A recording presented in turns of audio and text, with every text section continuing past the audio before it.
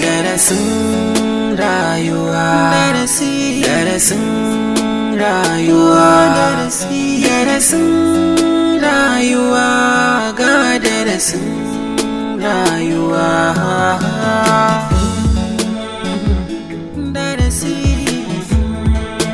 Darasin rayuwa.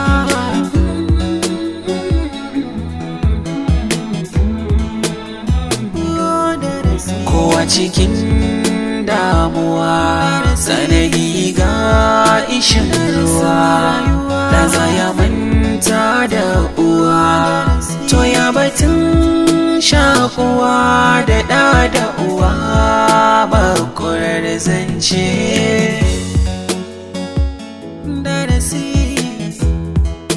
Darasin rayuwa,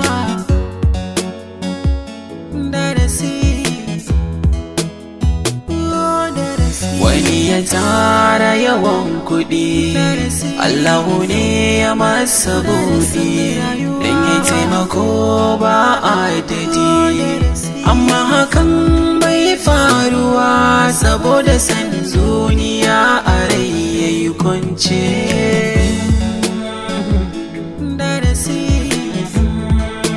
Darasin rayuwa.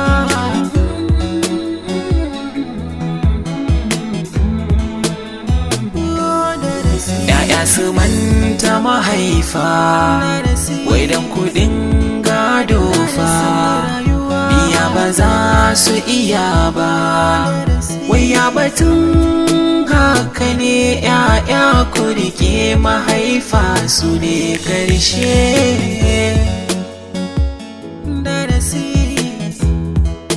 Darasin rayuwa.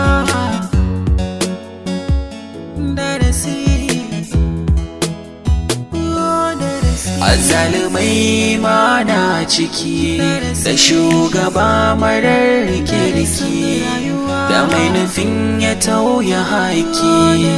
A darasin rayuwa lamarin ya sanya hankali zai zauce.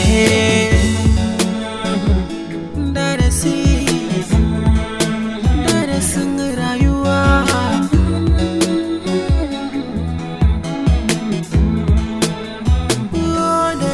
Mai cuta yana da nashi, darasin rayuwa a kan shi, dan Ubangiji yana sana da shi. Ka nemi yafiya abun wanda ka cuta, shi ne zai sa kai fice. Darasin rayuwa.